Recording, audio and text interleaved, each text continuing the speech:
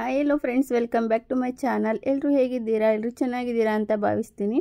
ಇವತ್ತಿನ ವಿಡಿಯೋದಲ್ಲಿ ಬೆಣ್ಣೆ ಮುರುಕು ಹೇಗೆ ಮಾಡೋದು ಅಂತ ನಿಮ್ಮ ಜೊತೆ ಶೇರ್ ಮಾಡ್ತಾ ಇದ್ದೀನಿ. ಬನ್ನಿ ಬೆಣ್ಣೆ ಮುರುಕು ಹೇಗೆ ಮಾಡೋದು ನೋಡೋಣ. ಮೊದಲಿಗೆ ನಾನಿಲ್ಲಿ ಒಂದು ಮಿಕ್ಸರ್ ಜಾರ್ಗೆ ಒಂದು ಬೌಲಷ್ಟು ಹುರಿಗಡಲೆನ ಹಾಕ್ಕೊತಾ ಇದ್ದೀನಿ. ಹಾಗೆ ಖಾರಕ್ಕೆ ಬೇಕಾಗುವಷ್ಟು ಒಣಮೆಣಸಿನ್ಕಾಯಿನ ಸೇರಿಸ್ಕೊತಾ ಇದ್ದೀನಿ. ನಿಮ್ಮ ಹತ್ರ ಖಾರದ ಪುಡಿ ಇತ್ತು ಅಂದರೆ ಸೇರಿಸ್ಕೋಬೋದು. ಸೊ ಖಾರದ ಪುಡಿ ಖಾಲಿಯಾಗಿತ್ತು, ಹಾಗಾಗಿ ನಾನಿಲ್ಲಿ ಹುರಿಗಡಲೆ ಜೊತೆಗೇ ಮೆಣಸಿನ್ಕಾಯಿನ ಹಾಕ್ಕೊಂಡು ನುಣ್ಣಗೆ ಗ್ರೈಂಡ್ ಮಾಡ್ಕೊಂಡಿದ್ದೀನಿ. ನಿಮಗೆ ಕಡಲೆ ಏನಾದರೂ ಸ್ವಲ್ಪ ಏನಾದರೂ ಕೈಗೆ ತರಿಯಾಗಿ ಸಿಗ್ತಾ ಇದೆ ಅಂದರೆ ಮತ್ತೆ ಗ್ರೈಂಡ್ ಮಾಡ್ಕೊಳ್ಳಿ, ಅಥವಾ ಜರಡಿ ಮಾಡಿಕೊಂಡು ಮತ್ತೆ ಗ್ರೈಂಡ್ ಮಾಡ್ಕೊಳ್ಳೋದಿದ್ರೆ ಮಾಡಿಕೊಂಡು ಹಾಕ್ಕೊಳ್ಳಿ. ನಾನಿಲ್ಲಿ ಫೈನಾಗಿ ಪೌಡರ್ ಮಾಡಿಕೊಂಡು ಒಂದು ಮಿಕ್ಸಿನ ಬೌಲ್ಗೆ ಸೇರಿಸ್ಕೊಂಡಿದ್ದೀನಿ. ನಂತರ ನಾನು ಯಾವ ಕಪ್ಪಲ್ಲಿ ನಾನು ಹುರಿಗಡಲೆನ ತೊಗೊಂಡಿದ್ದೆ ಅದೇ ಕಪ್ಪಲ್ಲಿ 3 ಕಪ್ ಆಗುವಷ್ಟು ಅಕ್ಕಿ ಹಿಟ್ಟನ್ನ ಸೇರಿಸ್ಕೊಂಡಿದ್ದೀನಿ. ರುಚಿಗೆ ತಕ್ಕಷ್ಟು ಉಪ್ಪನ್ನು ಸೇರಿಸ್ಕೊಂಡಿದ್ದೀನಿ. ಹಾಗೆ 1 ಟೇಬಲ್ ಸ್ಪೂನಷ್ಟು ಜೀರಿಗೆನ ಸೇರಿಸ್ಕೊಂಡಿದ್ದೀನಿ. ಎಣ್ಣೆನ ಬಿಸಿಗಿಟ್ಟಿದ್ದೆ, ಒಂದು 3 ಟೇಬಲ್ ಸ್ಪೂನಷ್ಟು ಎಣ್ಣೆ ಬಿಸಿಯಾಗಿರುವಂಥ ಎಣ್ಣೆನ ನಾನಿಲ್ಲಿ ಈ ಮಿಶ್ರಣಕ್ಕೆ ಹಾಕ್ಕೊಂಡು ಚೆನ್ನಾಗಿ ಮಿಕ್ಸ್ ಮಾಡ್ಕೊತಾ ಇದ್ದೀನಿ. ಎಣ್ಣೆ ಬಿಸಿ ಇರುತ್ತೆ ನೋಡಿಕೊಂಡು ಚೆನ್ನಾಗಿ ಒಂದು ಸ್ಪೂನ್ ಸಹಾಯದಿಂದ ಮಿಕ್ಸ್ ಮಾಡ್ಕೊಳ್ಳಿ. ಹಾಗೆ ನಾನಿಲ್ಲಿ ಉಳಿದಿರೋವಂಥ ಎಣ್ಣೆನೂ ಕೂಡ ಹಾಕ್ಕೊಂಡು ಮಿಕ್ಸ್ ಮಾಡ್ಕೊತಾ ಇದ್ದೀನಿ. ಹಾಗೆ ಇಲ್ಲಿ ಬೆಣ್ಣೆ ಮುರುಕು ಅಂತಲೇ ಯಾವುದೇ ರೀತಿ ನಾನು ಬೆಣ್ಣೆ ಯಾವುದನ್ನು ಬಳಸ್ತಾ ಇಲ್ಲ. ಕುಕ್ಕಿಂಗಲ್ಲಿ ನಾನಿಲ್ಲಿ ಬಿಸಿ ಮಾಡಿಕೊಂಡು ಸೇರಿಸ್ಕೊಂಡಿದ್ದೀನಿ. ಬಿಸಿ ಮಾಡಿಟ್ಟಂಥ ಎಣ್ಣೆನ ಹಾಕ್ಕೊಂಡಿದ್ದೀನಿ.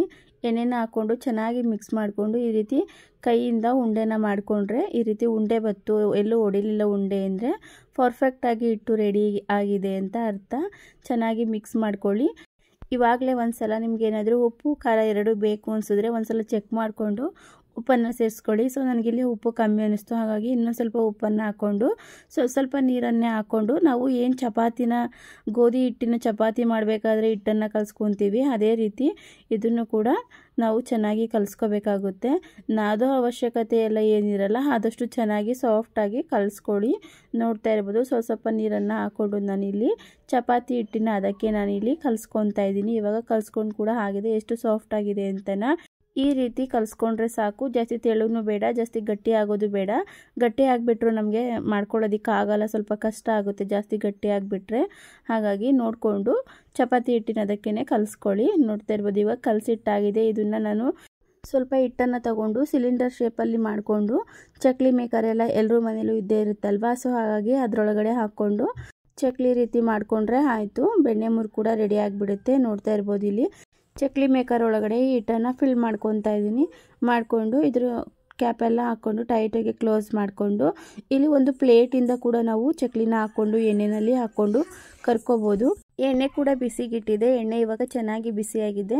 ಎಣ್ಣೆ ಚೆನ್ನಾಗಿ ಕಾದಿರಬೇಕು. ಇಲ್ಲಿ ಡೈರೆಕ್ಟಾಗಿ ನಾನಿಲ್ಲಿ ಹಾಕ್ಕೊತಾ ಇದ್ದೀನಿ ಎಣ್ಣೆಗೇನೆ. ಇದು ಎಣ್ಣೆ ಕೂಡ ಹಬೆ ಎಲ್ಲ ಕೈಗೆ ಹೊಡಿತಾ ಇರುತ್ತೆ, ನೋಡಿಕೊಂಡು ಮಾಡ್ಕೊಳ್ಳಿ. ಅಥವಾ ಪ್ಲೇಟ್ನಲ್ಲೇ ಕೂಡ ಹಾಕ್ಕೊಂಡು ಕೂಡ ಮಾಡ್ಕೋಬೋದು. ಇದು ಸ್ವಲ್ಪ ರಿಸ್ಕ್ ಅನಿಸಿದ್ರೆ ಸ್ವಲ್ಪ ಎಣ್ಣೆ ಚೆನ್ನಾಗಿ ಕಾದಿರುತ್ತಲ್ವ, ಆದರೂ ಹಬೆಗೆ ನಮಗೆ ಹಾಕ್ಕೊಳ್ಳೋದಕ್ಕೆ ಆಗಲ್ಲ. ಹಾಗಾಗಿ ನೋಡಿಕೊಂಡು ನಿಧಾನಕ್ಕೆ ಹಾಕ್ಕೊಳ್ಳಿ. ಇಲ್ಲ ಒಂದು ಪ್ಲೇಟಿನ ಸಹಾಯದಿಂದ ಕೂಡ ನಾವು ಹಾಕ್ಕೊಂಡು ಎಣ್ಣೆಯಲ್ಲಿ ಹಾಕ್ಕೊಂಡು ಫ್ರೈ ಮಾಡ್ಕೋಬೋದು. ನೋಡ್ತಾ ಇರ್ಬೋದು ಹಾಕಿದ ತಕ್ಷಣ ಯಾವುದೇ ಕಾರಣಕ್ಕೂ ತಿರುಗಿಸ್ಲಿಕ್ಕೆ ಹೋಗಬೇಡಿ. ಸ್ವಲ್ಪ ಅದರಲ್ಲಿ ಬರ್ತಾ ಇರುವಂತಹ ಎಣ್ಣೆ ಬಬಲ್ಸ್ ಎಲ್ಲ ಕಮ್ಮಿ ಆದಮೇಲೆ ತಿರುಗಿಸಿ ಹಾಕ್ಕೊಳ್ಳಿ, ಚೆನ್ನಾಗಿರುತ್ತೆ. ಇಲ್ಲಾಂದರೆ ಅದೆಲ್ಲ ನುಚ್ಚೆದ್ದೋದಂಗೆ ಆಗಿಬಿಡುತ್ತೆ. ತುಂಬ ಸಾಫ್ಟಾಗಿ ಬರುತ್ತೆ ಬೆಣ್ಣೆ ಮುರುಕು. ಈ ವಿಧಾನದಲ್ಲಿ ಮಾಡಿ ನಾನಿಲ್ಲಿ ಯಾವ ಮೆಜರ್ಮೆಂಟಲ್ಲಿ ತೋರಿಸಿದ್ದೀನಿ, 1 ಕಪ್ಪು ಹುರಿಗಡಲೆಗೆ 3 ಕಪ್ಪಷ್ಟು ಅಕ್ಕಿ ಹಿಟ್ಟನ್ನು ಹಾಕ್ಕೊಂಡು ಮಾಡಿದ್ದೀನಲ್ವಾ. ಈ ರೀತಿ ಹಾಕ್ಕೊಂಡು ಮಾಡೋದ್ರಿಂದ ಬೆಣ್ಣೆ ಮುರುಕು ಕೂಡ ತುಂಬಾ ಸಾಫ್ಟಾಗಿರುತ್ತೆ. ಅಕ್ಕಿ ಹಿಟ್ಟು ಏನಾದ್ರು ಜಾಸ್ತಿ ಆಯಿತು ಅಂದರೆ ಸ್ವಲ್ಪ ಗಟ್ಟಿ ಬಂದುಬಿಡುತ್ತೆ. ನೋಡಿಕೊಂಡು ಈ ವಿಧಾನದಲ್ಲಿ ಮಾಡಿ ಕರೆಕ್ಟು ಮೆಜರ್ಮೆಂಟ್ ತೊಗೊಂಡು ಮಾಡೋದ್ರಿಂದ ತುಂಬ ಸಾಫ್ಟಾಗಿ ಚೆನ್ನಾಗೂ ಕೂಡ ಬರುತ್ತೆ ಬೆಣ್ಣೆ ಮುರುಕು. ನೋಡ್ತಾ ಇರ್ಬೋದು ನಾನಿಲ್ಲಿ 2ನೇ ಬ್ಯಾಚ್ ಕೂಡ ಹಾಕ್ಕೊಂಡು ಫ್ರೈ ಮಾಡ್ಕೊತಾ ಇದ್ದೀನಿ. ನೋಡ್ತಾ ಇದ್ದೀರಾ ಅಲ್ವಾ ಬೆಣ್ಣೆ ಮುರುಕು ಸುಲಭವಾಗಿ ಮನೆಯಲ್ಲೇ ಹೇಗೆ ಮಾಡೋದು ಅಂತ.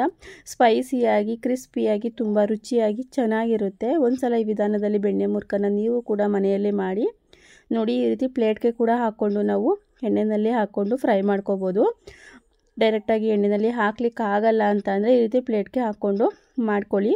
ತುಂಬಾ ಸುಲಭವಾಗಿ ಮಾಡ್ಬೋದು. ಹಾಗಿದ್ರೆ ನೋಡಿದ್ರಲ್ವಾ ಬೆಣ್ಣೆ ಮುರುಕು ಸುಲಭವಾಗಿ ಮನೆಯಲ್ಲೇ ಹೇಗೆ ಮಾಡೋದು ಅಂತ. ಈ ವಿಡಿಯೋ ನಿಮಗೆ ಸ್ವಲ್ಪನಾದರೂ ಇಷ್ಟ ಆಗಿದೆ ಅಂತ ಭಾವಿಸ್ತೀನಿ. ಇಷ್ಟ ಆಗಿದರೆ ಪ್ಲೀಸ್ ಲೈಕ್ ಮಾಡಿ, ಶೇರ್ ಮಾಡಿ. ಚಾನಲ್ಗೆ ಸಬ್ಸ್ಕ್ರೈಬ್ ಆಗಿಲ್ಲ ಅಂದರೆ ಸಬ್ಸ್ಕ್ರೈಬ್ ಮಾಡಿಕೊಂಡು ವಿಡಿಯೋನ ಪೂರ್ತಿ ನೋಡಿ. Thank you for watching.